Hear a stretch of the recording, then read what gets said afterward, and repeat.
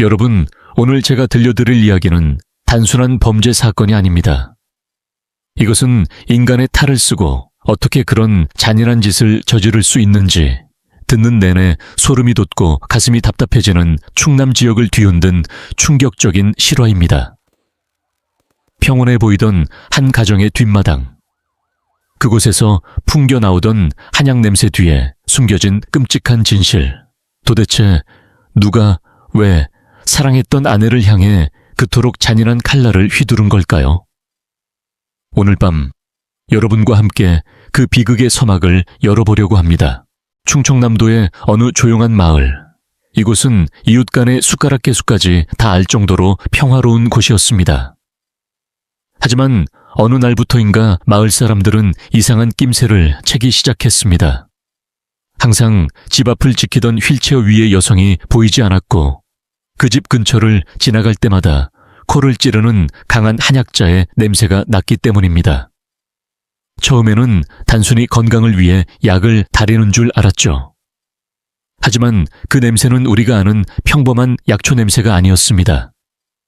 무언가 타는 듯 하면서도 비릿한, 한 번도 경험해보지 못한 기괴한 악취가 섞여 있었죠. 경찰이 그 집의 문을 두드렸을 때 집주인인 50대 남성 A씨는 너무나 태연했습니다. 아내요, 가출했어요. 몸도 불편한 사람이 갑자기 사라져서 저도 미칠 지경입니다. 라고 말이죠. 그의 눈빛에는 슬픔이 서려 있는 듯 보였지만 형사들의 직감은 달랐습니다. 집안 곳곳을 수색하던 중 발견된 가마솥, 그리고 그 안에서 발견된 정체불명의 잔해들. 그것이 바로 이 사건이 충남 한약 보양식 살인 사건으로 불리게 된 비극의 시작이었습니다. 25년 전 두 사람이 처음 만났을 때만 해도 이들은 마을에서 소문난 인꼬 부부였습니다. 남편은 성실했고 아내는 현숙했죠. 금쪽 같은 딸 하나를 애지중지 키우며 남부러울 것 없는 삶을 살았습니다. 딸이 25살이 되어 멀리 시집을 가기 전까지 이 집은 웃음소리가 끊이지 않는 행복의 상징이었습니다. 하지만 행복은 유리잔처럼 너무나 쉽게 깨져버렸습니다. 딸이 출가한 후 단둘이 남겨진 부부에게 닥친 불행의 서막은 바로 갑작스러운 교통사고였습니다. 아내는 사고로 두 다리를 쓸 수 없는 하반신 마비 판정을 받았습니다. 하루아침에 휠체어 신세가 된 아내.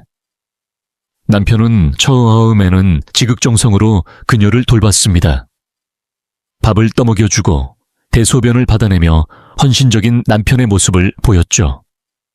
마을 사람들은 모두 그를 천사 같은 남편이라 칭송했습니다. 하지만 여러분, 인간의 인내심에는 유통기한이 있는 걸까요? 아니면 애초에 그 사랑은 조건부였던 걸까요? 시간이 흐를수록 남편의 눈빛은 차갑게 식어갔고 집안의 공기는 무겁게 가라앉기 시작했습니다. 남편의 마음속에는 이미 검은 그림자가 자라나고 있었습니다. 평생 내가 이 사람의 손발이 되어 살아야 하나? 라는 이기적인 생각이 그를 지배하기 시작한 것이죠. 그리고 그 틈을 타 한 여자가 그의 인생에 끼어들었습니다. 30살의 젊고 매력적인 여성. 남편은 아내를 집에 둔 채 밖에서 새로운 행복을 찾기 시작했습니다. 아내는 집안에서 남편을 기다리며 눈물로 밤을 지새웠지만 남편은 차가운 외면으로 일관했습니다. 아내는 남편의 외도를 알고 있었습니다. 하지만 그녀가 할 수 있는 것은 아무것도 없었습니다. 움직일 수 없는 다리, 의지할 곳 없는 외로움 속에서 그녀는 그저 남편이 돌아오기만을 기다리며 그를 원망하기보다 자신의 처지를 비관했습니다. 내가 몸이라도 멀쩡했다면 이라며 말이죠. 심지어 그녀는 남편의 외도를 묵인하며 그가 행복하다면 그것으로 족하다는 슬픈 타협까지 했습니다. 하지만 남편과 내연녀의 욕망은 거기서 멈추지 않았습니다. 내연녀는 남편에게 독촉하기 시작했습니다. 언제까지 저 여자랑 같이 살 거야? 나도 이 집의 주인이 되고 싶어. 우리 결혼해야지. 그 요구는 남편의 마음속에 숨겨져 있던 악마를 깨우는 신호탄이 되었습니다. 이제 아내는 그에게 사랑하는 동반자가 아니라 새로운 삶을 가로막는 걸림돌이자 치워야 할 짐이 되어버린 것입니다. 여러분, 사랑이 어떻게 살해로 변할 수 있을까요? 그리고 어떻게 가장 가까운 사람에게 그런 끔찍한 계획을 세울 수 있었을까요? 이 사건의 전말을 파헤칠수록 우리는 인간 본성의 가장 바닥을 마주하게 됩니다. 단순한 살인을 넘어 아내의 흔적을 지우기 위해 그가 선택한 방법은 그야말로 상상을 초월하는 것이었습니다. 한국 사회를 발칵 뒤집어 놓았던 이 잔혹한 계획의 시작. 과연 그날 밤 그 집 식탁에서는 어떤 일이 벌어졌던 걸까요? 여러분은 만약 여러분의 가장 가까운 사람이 갑자기 변해버린다면 그 신호를 알아차릴 수 있을까요?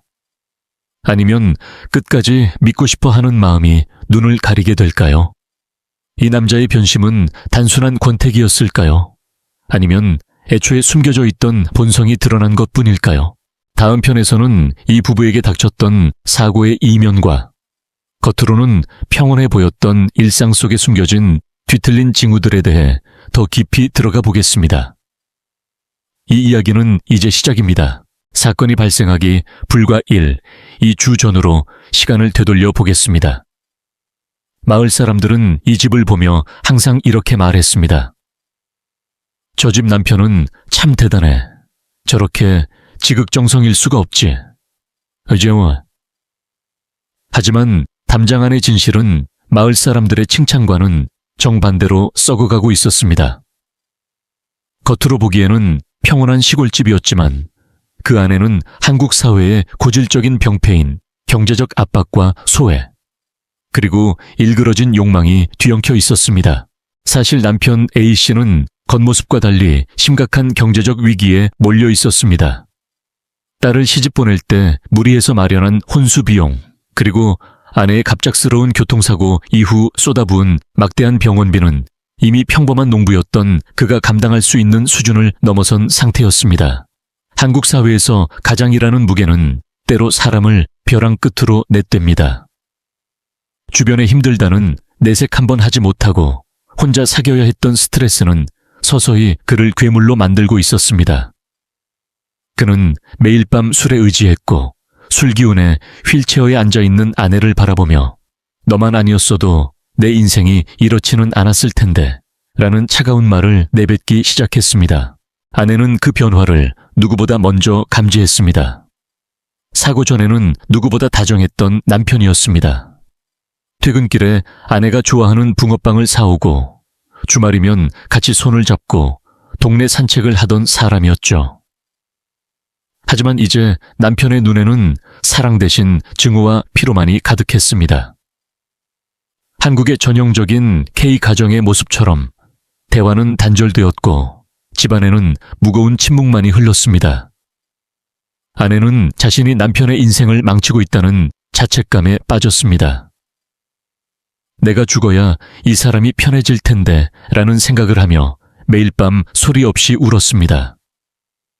하지만 그녀는 몰랐습니다. 남편이 이미 다른 곳에서 새로운 인생을 설계하고 있었다는 사실을요. 그 무렵 남편 A씨에게는 30살의 젊은 내연녀 B씨가 있었습니다.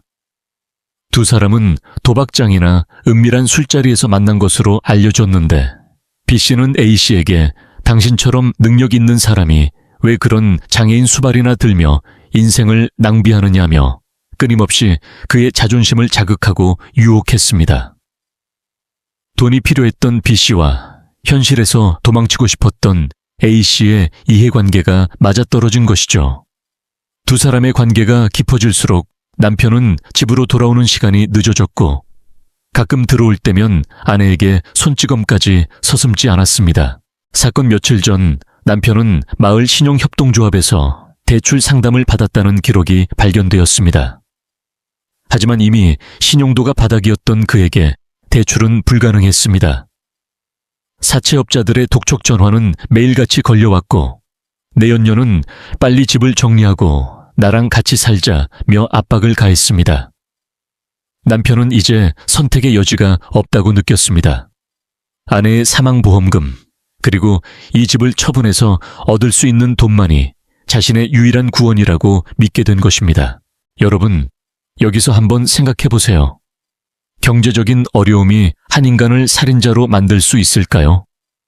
아니면 그저 숨겨져 있던 잔인함이 돈이라는 기폭제를 만나 터져 나온 것뿐일까요? 이 남편은 아내를 간병하며 느꼈던 피로감을 자신의 범죄를 정당화하는 변명거리로 삼았습니다. 내가 그동안 충분히 고생했으니 이제 내 행복을 찾아도 된다는 식의 뒤틀린 논리였습니다. 마을 사람들은 여전히 아무것도 모른 채 그에게 오늘도 고생이 많네라며 인사를 건넸습니다. 남편은 그럴 때마다 사람 좋은 웃음을 지으며 아닙니다. 제가 해야 할 일인데요 라고 답했습니다. 그 소름 돋는 이중성이 이 사건을 더욱 비극적으로 만듭니다. 아내는 집안에서 남편의 차가운 눈빛을 견디며 딸에게 전화가 와도 아빠가 너무 잘해준다, 걱정하지 마라 며 거짓말을 했습니다. 자식에게 짐이 되기 싫었던 어머니의 마음이 결국 자신의 죽음을 앞당기게 될 줄은 꿈에도 몰랐던 것이죠. 사건 발생 일주일 전부터 남편은 평소에 쓰지 않던 대형 가마솥과 한약재들을 시장에서 대량으로 구입하기 시작했습니다. 이웃이 웬 약재를 그렇게 많이 사느냐고 묻자 그는 아내 기운 좀 차리게 보약 좀 다려주려고요 라고 대답했습니다. 그 말을 들은 이웃은 역시 지극한 남편이라며 감탄했습니다. 하지만 그 한약재들은 아내의 건강을 위한 것이 아니라 장차 벌어질 끔찍한 범죄의 냄새를 덮기 위한 도구였습니다. 남편의 스마트폰 검색 기록에서는 완전 범죄, 시신 부패 방지, 뼈빨리 녹이는 법 같은 단어들이 발견되었습니다. 그는 이미 치밀하게 준비하고 있었습니다. 우발적인 범죄가 아니라 아주 오랫동안 계산된 차가운 살인이었던 것입니다. 그는 심지어 아내가 평소 복용하던 약물에 대해 공부하며 어떤 약을 먹여야 저항 없이 잠들게 할 수 있을지도 파악했습니다. 이 무렵 내연녀 B씨는 남편의 집 근처를 배회하며 아내가 언제쯤 사라질지를 재촉했습니다. 두 사람의 카톡 메시지는 차마 눈뜨고 볼 수 없을 만큼 잔인했습니다. 그 여자 언제가? 조금만 기다려. 다 준비됐어. 사랑하는 아내를 그 여자 혹은 짐이라고 부르며 제거 대상으로 취급하는 그들의 대화에서 인륜이란 찾아볼 수 없었습니다. 자, 여러분, 이제 모든 준비는 끝났습니다. 남편의 마음속에는 이미 아내의 자리는 없었고 오직 돈과 내연녀 그리고 새로운 삶에 대한 탐욕만이 가득 차 있었습니다. 아내는 그런 남편이 오늘따라 웬일인지 시장에서 고기를 사왔다며 기뻐하는 모습으로 남편을 맞이했습니다. 당신 요즘 기운 없어 보여서 맛있는 것 좀 했어. 남편의 그 다정한 목소리가 사실은 사형 선고였다는 것을 아내는 알았을까요? 과연 남편이 준비한 그 마지막 식사에는 무엇이 들어있었을까요? 그리고 아내는 마지막 순간에 남편의 눈에서 무엇을 보았을까요? 여러분은 이런 남편의 이중적인 모습을 보며 어떤 생각이 드시나요? 만약 여러분이 아내의 입장이라면 남편의 갑작스러운 친절을 의심할 수 있었을까요? 다음 편에서는 이 사건의 가장 가슴 아픈 부분인 피해자, 즉 아내의 심리와 그녀가 겪어야 했던 고통, 그리고 그녀를 둘러싼 주변 환경에 대해 더 자세히 다뤄보겠습니다. 지옥 같은 조선이라 불리는 이 사회에서 장애를 가진 여성이 처했던 현실, 그리고 그녀가 끝까지 지키려 했던 것은 무엇이었는지, 이야기는 점점 더 깊은 어둠 속으로 들어갑니다. 오늘은 이 비극의 가장 중심에 서 있었던 인물, 하지만 평생을 소리 없이 살아야 했던 아내, 김 씨의 삶과 그녀의 무너져 내린 심연을 들여다보려고 합니다. 우리가 흔히 말하는 헬조선이라는 단어, 누군가에게는 유행어일지 모르지만 장애를 가진 50대 여성인 그녀에게 이곳은 말 그대로 탈출구 없는 지옥 그 자체였습니다. 여러분, 한번 상상해 보세요. 어제까지만 해도 두 발로 대지를 딛고 사랑하는 딸을 위해 분주히 움직이던 사람이 어느 날 갑자기 천장만 바라봐야 하는 신세가 되었을 때의 그 절망감을 말입니다. 김 씨는 사고 이후 육체적인 고통보다 더 큰 정신적 고통에 시달렸습니다. 한국 사회에서 장애인은 여전히 누군가의 짐으로 여겨지는 경향이 강하죠. 특히 가부장적인 질서가 남아있는 시골 마을에서 남편의 수발을 받아야 하는 아내의 마음은 매일같이 타들어갔습니다. 그녀는 남편이 밥상을 가져올 때마다 고맙다는 말 대신 미안해라는 말을 먼저 해야 했습니다. 사랑하는 사람에게 미안함만을 느껴야 하는 삶. 그것이 그녀를 갉아먹는 첫 번째 벌레였습니다. 그녀의 유일한 빛은 멀리 시집간 딸이었습니다. 하지만 딸에게도 자신의 고통을 온전히 전할 수 없었습니다. 한국의 어머니들이 다 그렇듯 딸이 타지에서 걱정할까봐 전화기 너머로는 항상 밝은 목소리만 냈습니다. 엄마는 괜찮아. 아빠가 너무 잘해주니까 너는 네 살림이나 잘해라. 이 거짓말이 나중에 어떤 비극으로 돌아올지 그녀는 알았을까요? SNS에 올라오는 딸의 행복한 사진들을 보며 그녀는 대리 만족을 느꼈지만 정작 자신의 현실은 스마트폰 화면 밖에 어두운 방구석이었습니다. 사건이 일어나기 몇 달 전부터 김 씨는 남편의 외도를 눈치채고 있었습니다. 남편의 옷에서 낯선 향수 냄새가 나고 밤마다 몰래 마당에 나가 누군가와 다정하게 통화하는 모습을 보았기 때문이죠. 여러분, 배신감이라는 건 칼에 베이는 것보다 더 아프다고 합니다. 하지만 그녀는 화를 낼 수도 따져 물을 수도 없었습니다. 자신의 몸이 남편 없이는 단 한 걸음도 움직일 수 없었기에 그녀는 분노 대신 비굴함을 선택해야 했습니다. 남편이 늦게 들어와도 아무 말 하지 않고 오히려 그가 좋아하는 찌개를 데워놓으며 그의 눈치를 보았습니다. 이것은 사랑이 아니라 생존을 위한 처절한 몸부림이었습니다. 그녀의 심리 상태를 분석해보면 전형적인 학습된 무기력에 빠져 있었다고 볼 수 있습니다. 아무리 노력해도 상황을 바꿀 수 없다는 절망감이 그녀를 지배한 것이죠. 그녀는 가끔 거울 속에 비친 자신의 모습을 보며 괴물 같다고 느꼈습니다. 젊은 여자와 바람이 난 남편을 보며 그래, 나 같은 장애인보다 저런 여자가 남편한테는 더 어울리겠지 라며 스스로를 비하했습니다. 한국 사회의 외모 지상주의와 장애에 대한 편견이 그녀 스스로를 가해자로 만들고 있었던 셈입니다. 사실 김 씨는 죽기 직전까지도 남편의 살해를 전혀 눈치채지 못했습니다. 오히려 사건 당일 남편이 평소와 달리 다정하게 말을 걸어주자 그녀는 바보같이 설레기까지 했습니다. 여보, 오늘 시장에서 당신 좋아하는 약재랑 고기를 좀 사왔어. 보약 좀 해줄게. 그 말에 그녀는 남편이 다시 예전으로 돌아온 줄 알았습니다. 드디어 내 진심이 통했구나. 우리 가족이 다시 예전처럼 행복해질 수 있겠구나 하는 헛된 희망을 품었던 것이죠. 그 희망이 그녀의 눈을 가렸습니다. 여러분, 이 대목에서 정말 가슴이 아프지 않나요? 가해자는 가장 잔혹한 범죄를 준비하고 있는데 피해자는 그것을 화해의 손길로 착각하고 기뻐하고 있었다는 사실 말입니다. 그녀는 그날 저녁 남편이 정성껏 차려준 식사를 아주 맛있게 먹었습니다. 남편이 건넨 약사발을 한 방울도 남기지 않고 들이켰습니다. 고마워요. 여보, 정말 맛있네. 이것이 그녀가 세상에 남긴 마지막 말 중 하나였습니다. 우리는 여기서 한국 사회의 가족주의가 가진 양면성을 보게 됩니다.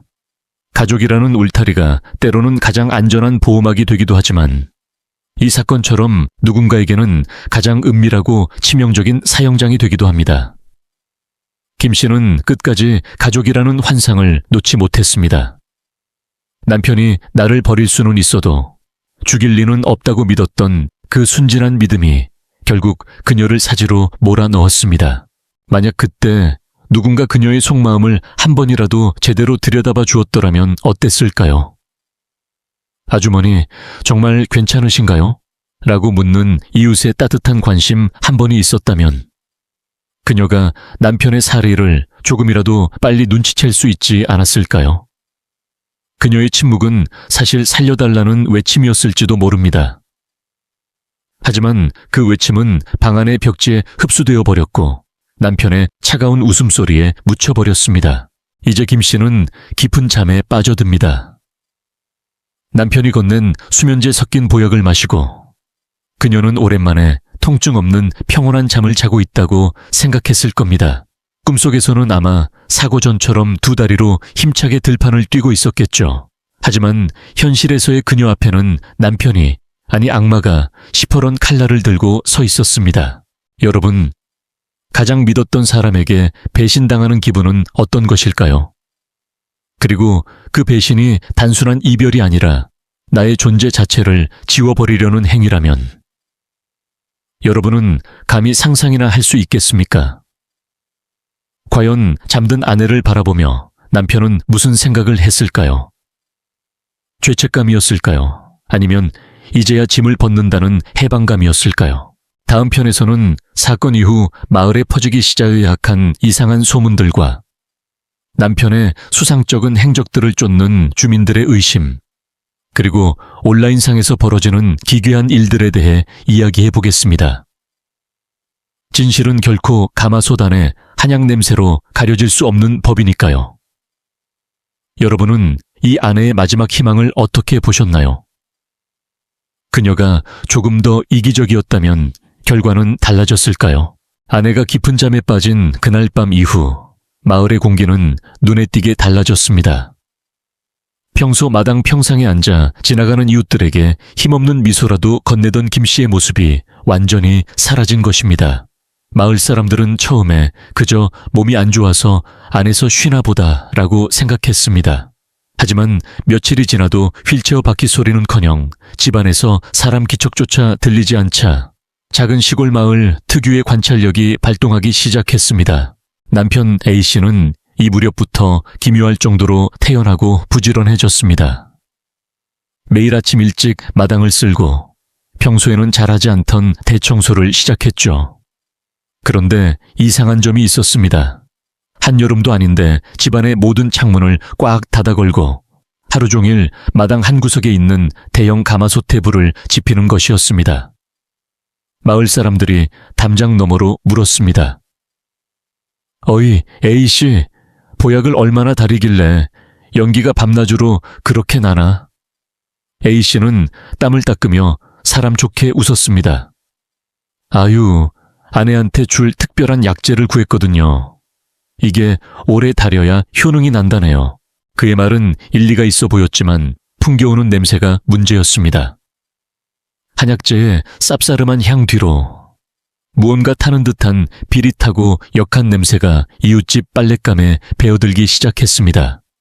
동네 할머니들은 코를 찌푸리며 수군거렸습니다.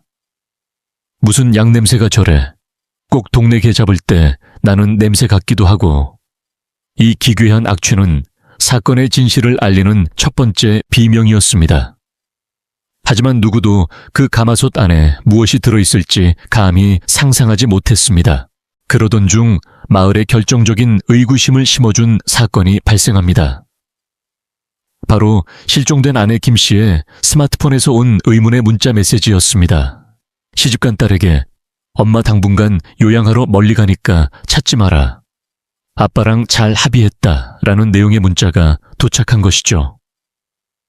평소 맞춤법이 정확하고 이모티콘을 즐겨 쓰던 어머니의 말투와는 너무나 달랐습니다.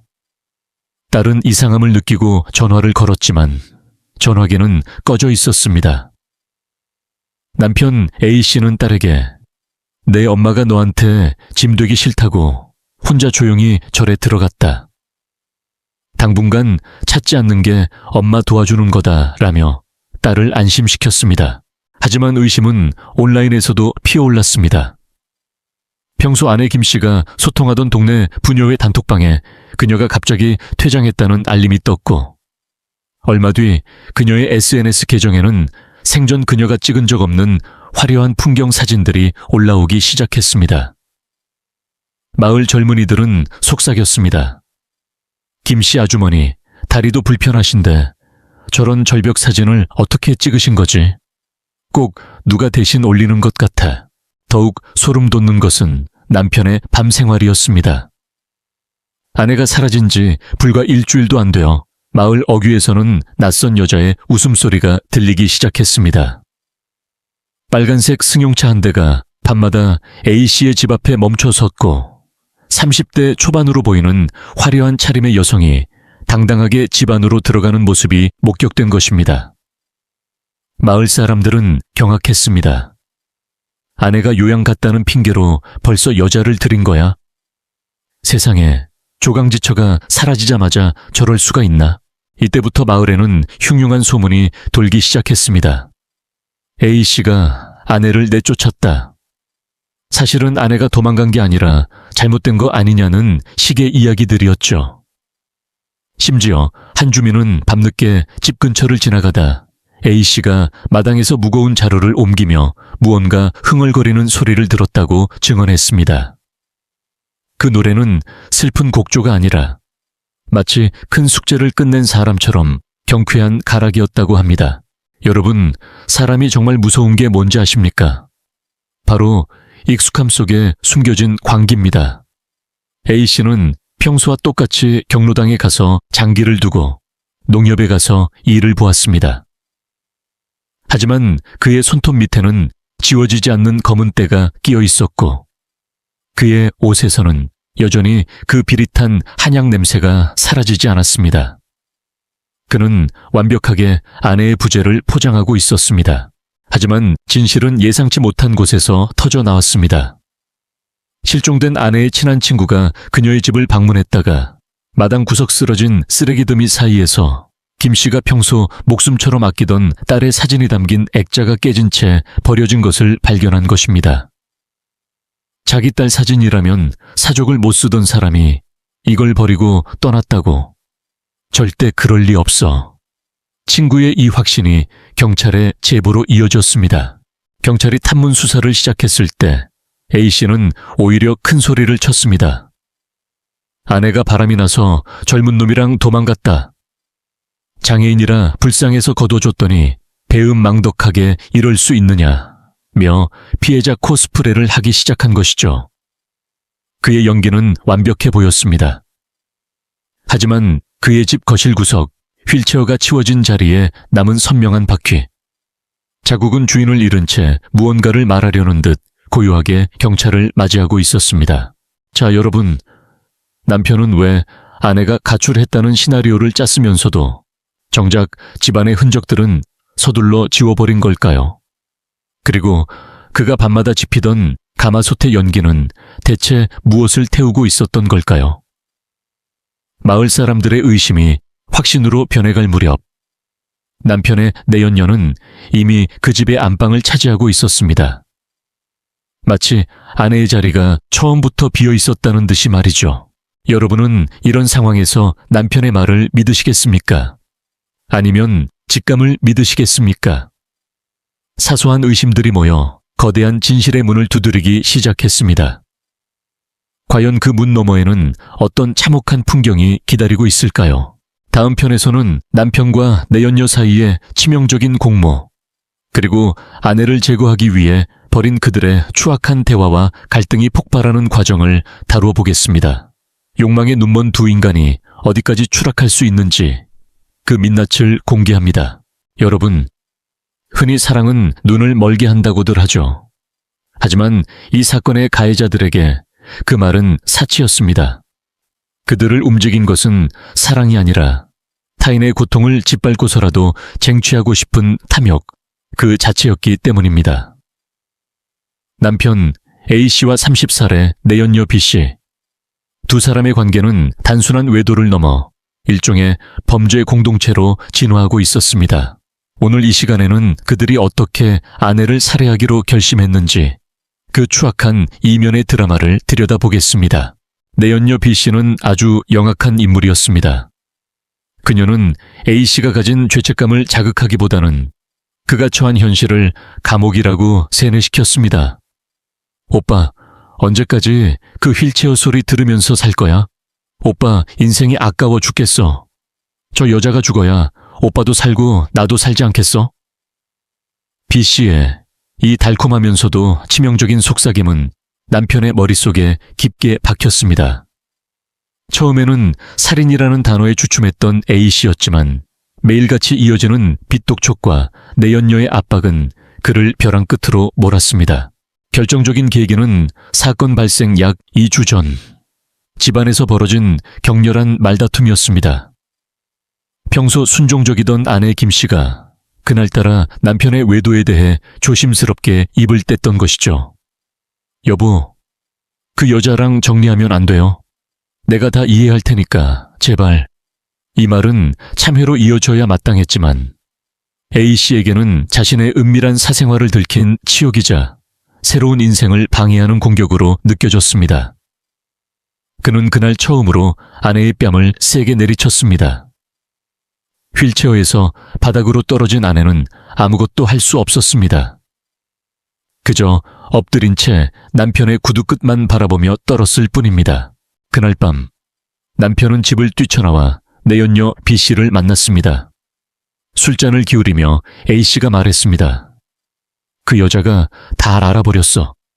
이제 끝내야겠어. 그러자 B씨는 기다렸다는 듯이 대답했습니다.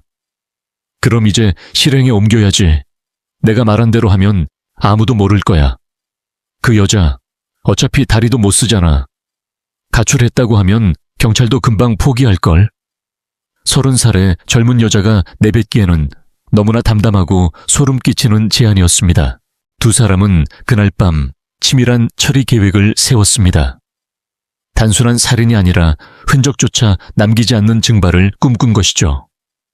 B씨는 심지어 시신을 어떻게 처리할지에 대한 끔찍한 아이디어들을 쏟아냈습니다. 그냥 묻으면 나중에 들켜. 확실하게 없애야 해. 그들이 선택한 방법은 한국 사회의 정서인 보약을 이용하는 것이었습니다. 아내를 위해 한약을 다리는 다정한 남편이라는 연극을 하면서 실제로는 그 냄새로 시신의 냄새를 덮으려는 악마 같은 발상이었습니다. 사건 며칠 전부터 남편은 아내에게 비정상적으로 친절해지기 시작했습니다. 미안해. 내가 잠시 미쳤었나 봐. 이제 당신한테 잘할게. 아내는 그 말을 믿었습니다. 아니, 믿고 싶었을 겁니다. 남편이 시장에 나가 최고급 한약재를 사올 때 그녀는 그것이 자신의 건강을 위한 선물인 줄 알고 눈물까지 흘렸습니다. 하지만 그 시각 남편은 내연녀에게 문자를 보내고 있었습니다. 가마솥 샀어. 이번 주말이면 다 끝나. 여러분, 돈과 치정이라는 자극적인 소재 뒤에 숨겨진 인간의 잔인함이 느껴지시나요? A씨는 아내가 좋아하는 불고기를 준비하며 그 안에 강력한 수면제와 독극물을 섞었습니다. 아내가 남편의 배려에 감동해 마지막 만찬을 즐기는 동안 남편은 시계를 보며 약효가 퍼지기만을 기다렸습니다. 그 좁은 방 안에서 흐르던 정적은 아마 세상에서 가장 차가운 정적이었을 것입니다. 내연녀 B씨는 살인이 벌어지는 동안 근처 카페에서 대기하며 실시간으로 상황을 보고받았습니다. 마치 영화 속 시나리오를 체크하듯 말이죠. 그녀에게 한 사람의 생명은 오직 자신이 누릴 부유한 미래를 위한 장애물에 불과했습니다. 오빠, 확실하게 확인해. 숨 끊어진 거 맞지? 이런 대화가 오가는 동안 25년을 함께한 아내의 생명은 그렇게 무참히 꺼져갔습니다. 이들의 범죄가 더욱 충격적인 것은 살해 직후 두 사람이 보인 행동입니다. 아내가 숨을 거두자마자 남편은 내연녀를 집으로 불렀습니다. 두 사람은 숨진 아내가 있는 바로 옆방에서 술을 마시며 이제 우리 세상이야 라고 건배를 했습니다. 이것은 단순한 악마의 행위가 아닙니다. 인간으로서 가져야 할 최소한의 수치심과 공포조차 상실한 괴물들의 축제였습니다. 자, 여러분, 이제 돌아올 수 없는 강을 건넌 이 두 사람. 하지만 범죄는 저지르는 것보다 감추는 것이 더 어려운 법이죠. 과연 그들이 세운 그 완벽하다는 가마솥 계획은 성공할 수 있을까요?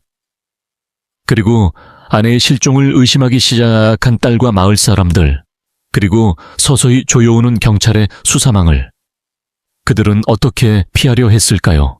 여러분은 돈 때문에 혹은 새로운 연인을 위해 25년의 세월을 함께한 배우자를 죽일 수 있다고 생각하시나요? 이들의 뒤틀린 욕망이 빚어낸 참극, 그 구체적인 처리 과정은 다음 편에서 이어집니다. 내용이 다소 충격적일 수 있으니 마음 단단히 먹으시기 바랍니다. 여러분, 이제 이 비극적인 이야기의 가장 어둡고 참혹한 순간, 즉 범행이 실행되던 그날 밤의 진실로 들어가 보려 합니다. 앞서 말씀드렸듯 남편 A씨는 치밀하게 준비한 마지막 만찬을 아내에게 대접했습니다. 독극물과 수면제가 섞인 음식을 먹은 아내 김씨는 남편의 손을 잡고 고맙다는 말을 남긴 채 깊은 잠에 빠져들었습니다.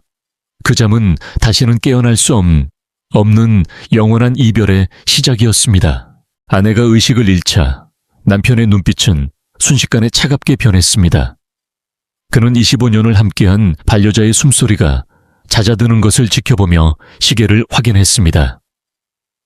인간이라면 누구나 느꼈을 법한 공포나 죄책감 대신 그는 오직 증거 인멸이라는 과제에만 집중했습니다. 그는 미리 준비한 대형 비닐과 도구들을 꺼냈습니다. 그리고 그 좁은 안방에서 차마 입에 담기조차 힘든 잔혹한 행위가 시작되었습니다. 남편이 선택한 방법은 단순히 시신을 유기하는 것이 아니었습니다. 그는 아내의 존재 자체를 이 세상에서 완전히 녹여버리기로 결심했습니다. 마당 한가운데 설치된 대형 가마솥. 마을 사람들에게는 아내의 기력을 보충할 보약을 달인다고 속였던 그 솥이 실제로는 아내의 시신을 처리하기 위한 소름 끼치는 도구로 변했습니다. 그는 가마솥에 물을 가득 채우고 한약재를 쏟아부었습니다. 감초, 당귀, 천궁, 강한 향을 내는 약재들이 가득 담겼습니다. 왜일까요? 시신이 타거나 부패하면서 날 수밖에 없는 그 특유의 냄새를 가리기 위한 악마의 계산이었습니다. 밤새도록 가마솥 밑에서는 붉은 불꽃이 타올랐습니다. 남편은 뜬 눈으로 밤을 지새우며 불을 지폈습니다. 가끔 불꽃이 사그라들 때마다 나무를 더 집어넣으며 그는 무슨 생각을 했을까요? 그 솥 안에서 자신의 아내가, 딸의 어머니가 흔적도 없이 사라지고 있는데 말입니다. 이 과정은 꼬박 이틀 동안 이어졌습니다. 마을 사람들은 밤늦게까지 그 집 마당에서 타오르는 불빛을 보며 A씨가 정말 정성이 지극하네, 잠도 안 자고 약을 다리네 라며 혀를 내둘렀습니다. 그 정성이 사실은 세상을 속이기 위한 가장 추악한 연극이었다는 사실은 꿈에도 모른 채 말이죠. 더욱 기가 막힌 사실은 시신을 처리한 후의 행방입니다. 그는 형체를 알아볼 수 없게 된 자네들을 마치 귀한 보약인 양 포장했습니다. 그리고 평소 알고 지내던 재력가들이나 건강에 집착하는 지인들에게 심산유곡에서 구한 아주 귀한 약재로 달인 보약이라며 속여 팔기 시작했습니다. 여러분, 이 대목에서 소름이 돋지 않습니까? 한 사람의 생명을 앗아간 것도 모자라 그 육신을 돈으로 환전해 자신의 욕망을 채우는 수단으로 삼은 것입니다. 이것은 단순히 돈을 벌기 위함이 아니었습니다. 시신을 다른 사람들의 몸속으로 흩어버림으로써 그 누구도 증거를 찾을 수 없게 만들려는 치밀하고도 잔인한 완전범죄의 설계였습니다. 그는 돈을 건네받으며 미소를 지었습니다. 그 돈으로 내연녀와 화려한 데이트를 즐기고 사채빚을 갚아나갔습니다.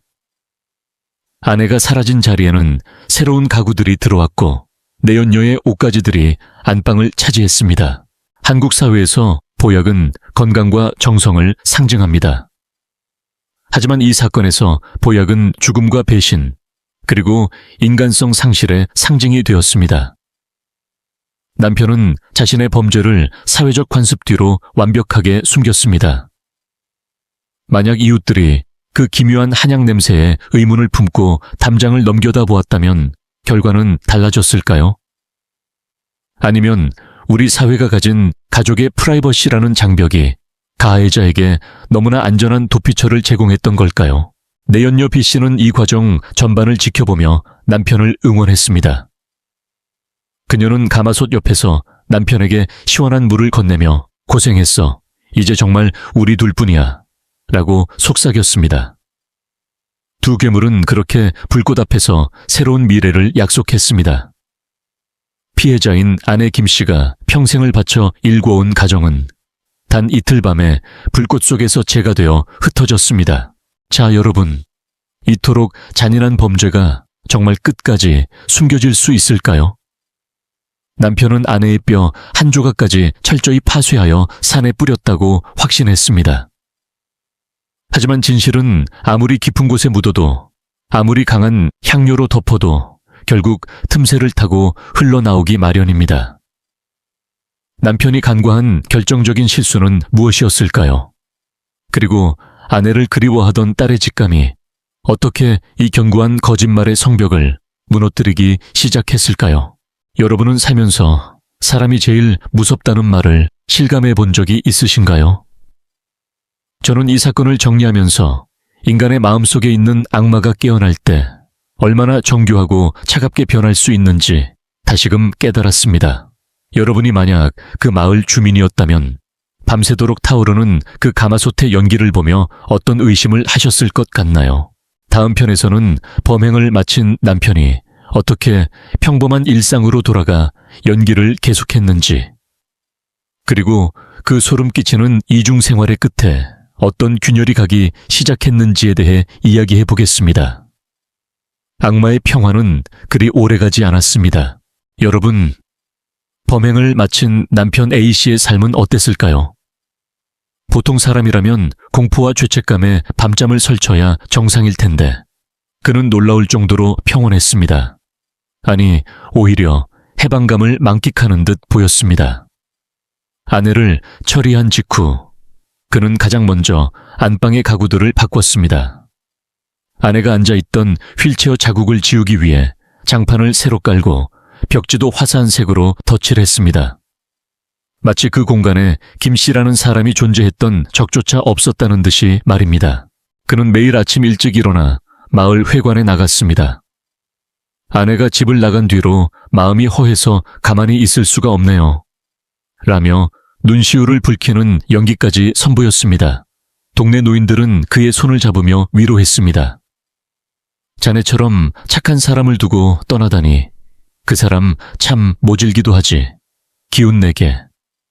가해자가 피해자가 되고 피해자가 배은망덕한 가출자가 되어버린 기괴한 전도 현상이었습니다. 이것이 바로 한국 사회의 정과 편견을 이용한 소름 끼치는 가스라이팅이었습니다. 하지만 남편의 이중 생활은 집 대문을 넘어서는 순간 본색을 드러냈습니다. 내연녀 B씨는 아예 짐을 싸서 그 집으로 들어왔습니다. 두 사람은 대낮에도 집 안에서 술판을 벌였고 아내의 유품들을 하나둘씩 마당에서 태워버렸습니다. 마을 사람들이 저 젊은 여자는 누구냐고 물으면 A씨는 태연하게 집안일을 도와주는 먼 친척이라고 둘러댔습니다. 그러나 두 사람의 스킨십과 애정 행각은 숨길 수 있는 수준이 아니었습니다. 소문은 발없는 말이 되어 마을 전체로 퍼져나갔습니다. 부인이 사라진 지 얼마나 됐다고 여자를 들여. 아무래도 수상해. 이때부터 A씨의 완벽했던 계획에 균열이 가기 시작한 것은 다름 아닌 돈 때문이었습니다. 보약을 팔아챙긴 돈과 아내의 비상금을 모두 탕진하는 데는 그리 오랜 시간이 걸리지 않았습니다. 내연녀 B씨는 점점 더 화려한 명품과 외식을 요구했고 A씨의 빚은 다시 불어나기 시작했습니다. 급기야 A씨는 아내의 명의로 된 보험금에 손을 대려 했습니다. 하지만 아내는 실종 상태였지 사망 처리가 되지 않았기에 보험금을 수령할 수 없었습니다. 여기서 A씨는 치명적인 실수를 저지릅니다. 경찰서에 찾아가 아내의 사망 신고를 서둘러 처리해달라고 독촉한 것입니다. 실종된 지 불과 몇 달 만에 남편이 사망 처리를 서두르는 모습은 경찰의 의구심을 사기에 충분했습니다. 아직 시신도 발견되지 않았고 가출한 지 얼마 안 됐는데 왜 이렇게 서두르시죠? 형사의 질문에 A씨는 당황하며 말을 더듬었습니다. 그게 빚 때문에 집을 팔아야 해서 그렇습니다. 이 한마디가 잠자고 있던 수사관들의 촉을 깨웠습니다. 한편 시집간 딸의 추적도 계속되었습니다. 딸은 어머니가 보냈다는 문자 메시지를 반복해서 읽으며 확신했습니다. 우리 엄마는 요양이라는 단어를 쓰지 않아 몸 좀 쉬러 간다고 하지. 그리고 맞춤법이 이렇게 틀릴 리가 없어. 딸은 직접 마을을 찾아와 아버지를 몰아붙였습니다. 아빠, 엄마, 어디 있어? 사실대로 말해. 에이, 씨는 딸의 뺨을 때리며 소리를 질렀습니다. 너까지 나를 의심하는 거냐? 내 엄마는 바람나서 도망갔다고 몇 번을 말해. 하지만 아버지의 떨리는 손과 지나치게 공격적인 태도는 딸에게 확신만을 더해 주었습니다. 남편은 불안을 잠재우기 위해 더 많은 술을 마셨고 그럴수록 내연녀와의 다툼도 잦아졌습니다. 당신이 시킨 대로 다 했는데 왜 돈이 안 나와? 내가 언제 주기라고 했어? 당신이 결정한 거잖아. 닫힌 문틈 사이로 흘러나오는 이들의 고함은 이웃집 담장을 넘었습니다. 범죄 공동체였던 두 사람의 신뢰가 욕망이라는 밑바닥을 드러내며 무너지기 시작한 것입니다. 여러분, 악인이 평온을 유지할 수 있는 건 오직 자신의 이익이 보장될 때뿐입니다. 이익이 사라지자 그들은 서로를 탓하며 악마의 민낯을 드러냈습니다. 남편은 이제 밤마다 가마솥에 있던 마당 구석을 쳐다보며 환각에 시달리기 시작했습니다. 한약 냄새만 맡아도 헛구역질을 하고 누군가 자신의 뒤를 쫓는다는 망상에 사로잡혔습니다. 완전 범죄를 꿈꿨던 그의 정신은 이미 스스로 붕괴하고 있었던 것이죠. 경찰은 이제 조용히 그 집 주변의 CCTV를 분석하고 A씨가 한약재를 대량으로 구매했던 시장 상인들을 조사하기 시작했습니다. 그리고 결정적인 단서가 발견됩니다. 아내가 실종되었다고 주장한 날밤, 집 근처 쓰레기 하차장에서 발견된 핏자국이 묻은 헝겊 조각. A씨는 그것이 아내가 다쳤을 때 쓴 것이라고 둘러댔지만 국과수 분석 결과는 다른 이야기를 하고 있었습니다. 자, 여러분, 범죄자가 가장 평온할 때 진실은 가장 날카로운 발톱을 드러냅니다. 남편이 내연녀와 함께 아내의 침대에서 잠든 그 시각, 경찰의 압수수색 영장이 발부되고 있었습니다. 여러분은 이 남자의 뻔뻔한 연기를 보며 어떤 생각이 드시나요? 죄는 지은 대로 가고 물은 탄 대로 흐른다는 옛말이 정말 맞을까요? 다음 편에서는 흩어졌던 퍼즐 조각들이 하나로 맞춰지며 남편의 뒤틀린 심리가 어떻게 파멸로 치닫는지, 그리고 그가 숨기려 했던 마지막 증거가 무엇인지 분석해 보겠습니다. 이야기는 이제 절정을 향해 달려갑니다. 여러분, 이제 수사망이 좁혀지면서 남편 A씨가 쌓아 올린 거짓의 성벽이 어떻게 무너졌는지 그 심리적 붕괴 과정을 깊이 파헤쳐 보겠습니다. 이 단계에서 우리는 단순히 한 남자의 잔인함을 넘어 무엇이 평범했던 가장을 이토록 괴기스러운 범죄자로 만들었는지 분석해 볼 필요가 있습니다. 범죄 심리학자들은 이 사건을 두고 자기 정당화의 끝판왕이라고 부릅니다. 그는 아내를 죽인 것이 아니라 자신의 고통스러운 삶에서 짐을 제거한 것이라고 스스로를 끊임없이 세뇌했습니다. 경찰의 본격적인 신문이 시작되었을 때 A씨는 처음에는 아주 당당했습니다. 소위 말하는 포커페이스를 유지하며 증거 있느냐며 형사들을 비웃었죠. 하지만 경찰은 이미 그의 심리적 약점을 파악하고 있었습니다. 바로 결벽에 가까운 평판 관리와 내연녀에 대한 집착이었습니다. 경찰은 일부러 내연녀 B씨를 옆방에서 따로 신문하며 A씨에게 그 소리가 들리게 했습니다. B씨가 이미 다 자백했습니다. 당신이 시켜서 한 일이라고 하더군요. 이 거짓 전략에 A씨의 눈동자가 흔들리기 시작했습니다. 사실 A씨 같은 범죄자들은 자신을 대단한 지략가로 착각하곤 합니다. 가마솥에 시신을 처리하고 보약으로 만들어 팔았으니 세상의 증거는 하나도 남지 않았을 거라고 믿었죠.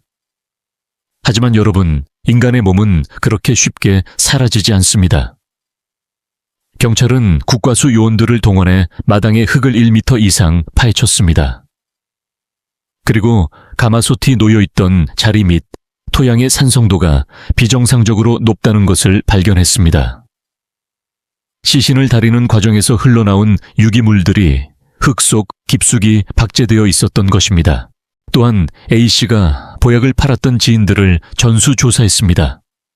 그 약을 먹고 몸이 이상해졌다, 꿈자리가 사나웠다는 증언들이 쏟아졌습니다. 경찰은 남은 보약 파우치 몇 개를 수거해 정밀 분석을 의뢰했습니다. 결과는 충격적이었습니다. 한약 성분 사이에서 검출된 인간 고유의 단백질 반응. 그것은 부정할 수 없는 아내 김 씨의 흔적이었습니다. 이 결과가 나오자 취조실의 공기는 얼어붙었습니다. 아애 씨의 심리 상태는 이때부터 급격히 무너졌습니다. 그는 취조실 벽에 머리를 찌으며 소리를 질렀습니다. 내가 얼마나 힘들었는지 알아? 24시간 휠체어 소리를 들으며 사는 게 얼마나 지옥 같은지 알아?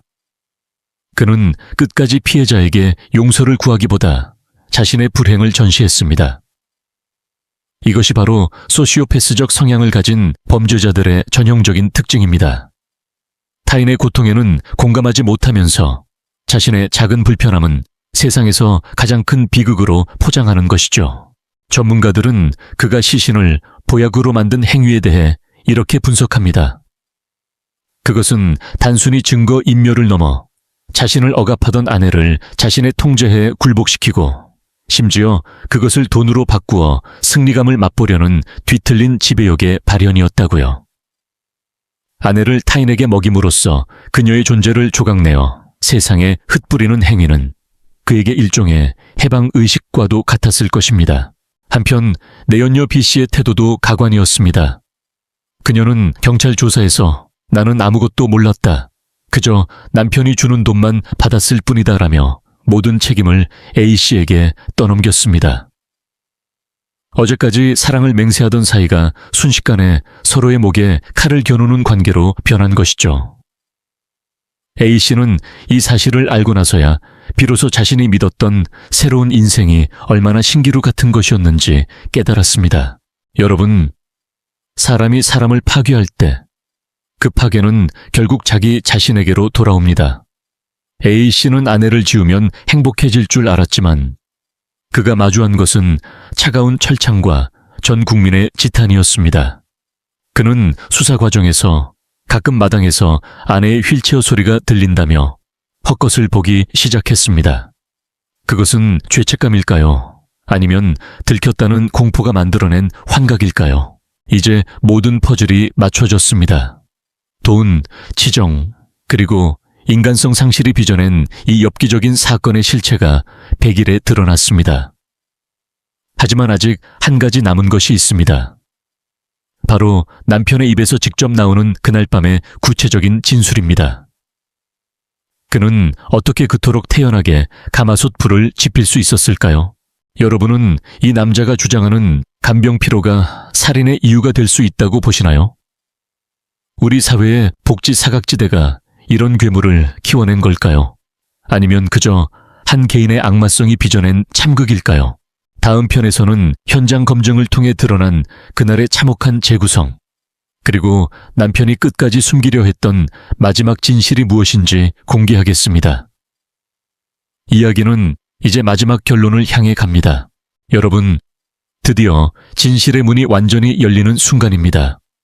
경찰은 확보된 물증과 내연녀의 자백을 토대로 남편 A씨를 대동해 사건 현장인 충남의 그 집에서 현장 검증을 실시했습니다.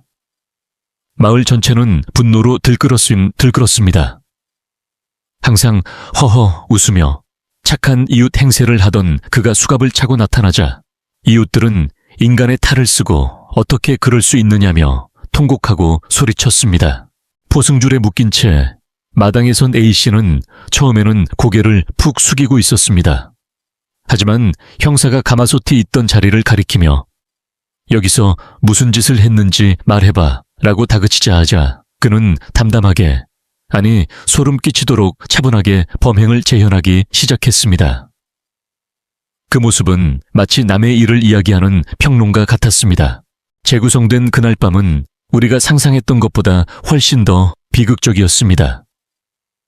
아내가 수면제 섞인 음식을 먹고 잠든 뒤 A씨는 곧바로 범행에 착수하지 않았습니다. 그는 아내가 완전히 의식을 잃었는지 확인하기 위해 뺨을 때리고 욕설을 퍼붓는 잔인함을 보였습니다. 그리고 거동이 불편해 저항할 수 없는 아내의 목을 졸랐습니다. 아내는 잠결의 고통을 느끼며 본능적으로 남편의 팔을 핥휘었지만 그것이 그녀가 세상에 남긴 마지막 저항이었습니다. 가장 충격적인 현장 검증 대목은 시신을 가마솥에 넣는 과정이었습니다. A씨는 시신이 한꺼번에 들어가지 않자 도구를 이용해 시신을 훼손했습니다. 이 과정에서 튀는 피를 닦기 위해 아내가 평소 아끼던 수건들을 사용했죠. 그리고는 준비해둔 수십 킬로그램의 한약재를 쏟아부었습니다. 그는 현장에서 불을 때울 때 냄새가 나면 안 되니까 한약재를 층층이 쌓았다고 직접 설명했습니다. 경찰들조차 그 치밀함에 혀를 내둘렀습니다. 이틀 동안 불꽃이 타오르는 동안 그는 집안에서 태연하게 밥을 먹고 TV를 시청했습니다. 심지어 내연녀를 불러 거실에서 함께 지내기까지 했죠. 마당에서는 아내의 육신이 한약재와 함께 끓어오르고 있는데 방 안에서는 두 악마의 웃음소리가 들렸던 것입니다. A씨는 현장 검증 내내 이건 다 아내 때문이었다. 그녀가 사고만 안 났어도 나를 힘들게만 안 했어도 이런 일은 없었을 것이라며 끝까지 피해자에게 책임을 전가했습니다. 경찰은 마당 구석 산등성이에서 그가 미처 다 처리하지 못한 치아와 금속 보철물들을 찾아냈습니다. 뼈 한 조각까지 녹이려 했던 그의 계획에 남은 마지막 증거들이었습니다.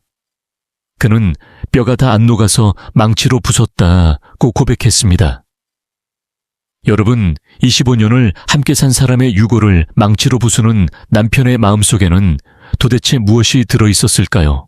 현장 검증을 지켜보던 딸은 결국 자리에 주저앉아 오열을 했습니다. 아빠가 엄마한테 어떻게 그럴 수 있어? 딸의 절규에도 A씨는 눈길 한 번 주지 않았습니다. 이미 그에게 가족이라는 가치는 사라진 지 오래였습니다. 오직 자신의 안위와 돈, 그리고 내연녀와의 새로운 산만이 그의 머릿속을 채우고 있었습니다. 수사팀은 또한 A씨가 보약을 팔아챙긴 장부를 입수했습니다. 그는 아내의 희생으로 얻은 돈을 내연녀 B씨의 명품 가방을 사고 고급 세단을 할부로 갚는 데 썼습니다. 사람의 생명을 물건으로 환산해 소비한 것입니다. 이것은 단순한 살인이 아니라 한 인간의 존엄성을 철저히 분쇄한 극악무도한 범죄였습니다. 이제 모든 진술과 증거가 확보되었습니다. A씨는 살인 및 사체 유기, 훼손 혐의로 구속 기소되었고 내연녀 B씨 역시 범죄 방조 및 공모 혐의로 재판에 넘겨졌습니다. 충남 일대를 공포로 몰아넣었던 가마솥 보약 살인 사건은 이렇게 그 참혹한 민낯을 드러냈습니다. 하지만 여러분, 법적인 처벌이 끝난다고 해서 모든 것이 해결된 걸까요? 이 사건이 우리 사회에 던진 화두는 너무나 무겁습니다. 평범해 보이던 이웃이 어느 날 갑자기 악마로 변할 수 있다는 공포. 그리고 그 배경에 깔린 장애인에 대한 차별과 간병의 고통이라는 사회적 그늘. 마지막 편인 다음 장에서는 이 사건이 법정에서 어떤 심판을 받았는지, 그리고 남겨진 사람들과 우리 사회가 이 비극을 통해 무엇을 기억해야 하는지 정리하며 이야기를 마무리하겠습니다. 과연 법은 이 괴물에게 어떤 판결을 내렸을까요? 충남 전역을 공포와 분노로 몰아넣었던 이 엽기적인 사건은 결국 법정의 심판대로 향했습니다. 재판이 진행되는 내내 남편 A씨는 반성하는 기색 없이 간병의 고통이 너무 컸다. 우발적인 사고였다며 감형을 호소했습니다. 하지만 재판부는 그의 주장을 단칼에 거절했습니다. 치밀하게 준비된 한약재와 가마솥, 그리고 시신을 보약으로 만들어 판매한 그 비인간적인 행태는 한국 사법 사상 유례를 찾기 힘들 정도로 잔혹했기 때문입니다. 결국 법원은 A씨에게 무기징역을 선고했습니다. 재판부는 판결문에서 피고인은 25년을 함께한 배우자를 살해한 것도 모자라 그 육신을 수단으로 삼아 경제적 이득을 취하는 등 인간의 존엄성을 근본적으로 훼손했다며 양형 이유를 밝혔습니다. 공모 혐의를 받았던 내연녀 B씨 역시 무거운 실형을 선고받으며 법의 심판을 피하지 못했습니다. 이들이 꿈꿨던 화려한 새 출발은 차가운 교도소의 담벼락 안에서 영원히 멈추게 된 것입니다. 이 사건이 세상에 알려진 후 한국 사회는 큰 충격에 빠졌습니다. 단순히 잔혹한 범죄라는 점을 넘어 우리 사회의 복지 사각지대와 간병살인이라는 무거운 숙제를 다시 확인했기 때문입니다. 하지만 전문가들은 단호하게 말합니다. 이 사건은 결코 고통스러운 간병 끝에 벌어진 비극적인 선택이 아니라고요. 이것은 탐욕과 배신이 빚어낸 명백한 악마의 범죄일 뿐입니다. 아내 김 씨가 그토록 사랑했던 딸은 여전히 그 마당이 있는 집 근처에는 가지도 못한다고 합니다. 어머니의 흔적이 가마솥 연기와 함께 사라져버린 그곳은 이제 딸에게 영원한 트라우마로 남았습니다. 마을 사람들은 사건 이후 그 집 앞을 지날 때마다 고개를 돌립니다. 여전히 바람이 부는 날이면 그 기괴한 한약 냄새가 코끝을 스치는 것 같다는 이들이 적지 않습니다. 여러분, 오늘 들려드린 이 이야기는 우리에게 무엇을 말해주고 있을까요? 가장 가까운 사람이 가장 무서운 적이 될 수 있다는 공포일까요? 아니면 인간의 욕망이 통제를 잃었을 때 어디까지 추락할 수 있는지를 보여주는 경고일까요? 우리 사회가 조금 더 피해자 김 씨의 침묵에 귀를 기울였다면 그녀의 휠체어가 멈춰선 그 방 안에서 무슨 일이 일어나고 있는지 단 한 번만이라도 들여다보았다면 결과는 달라졌을지도 모릅니다. 악마는 멀리 있지 않습니다. 평범한 이웃의 얼굴을 하고 다정한 남편의 목소리를 빌려 우리 곁에 숨어 있을지도 모릅니다. 우리가 진정으로 두려워해야 할 것은 가마솥의 붉은 불꽃보다 타인의 고통에 무감각해진 차가운 인간의 마음이 아닐까요? 오늘 밤 여러분의 소중한 사람들에게 안부를 물어보세요. 정말 괜찮으냐고, 힘든 일은 없느냐고 말이죠. 여러분의 그 작은 관심이 어쩌면 또 다른 누군가에게는 유일한 구원의 밧줄이 될지도 모릅니다. 지금까지 충남을 뒤흔든 가마솥 보약 살인 사건의 전말이었습니다. 이 비극적인 사건의 희생자 고 주주 김 씨의 명복을 빕니다. 오늘 이야기가 충격적이셨다면 구독과 좋아요 그리고 알림 설정 부탁드립니다. 여러분의 의견은 댓글로 남겨주세요. 저는 더 깊고 서늘한 미스터리 실화로 다시 돌아오겠습니다. 시청해 주셔서 감사합니다. 좋은 밤 되세요.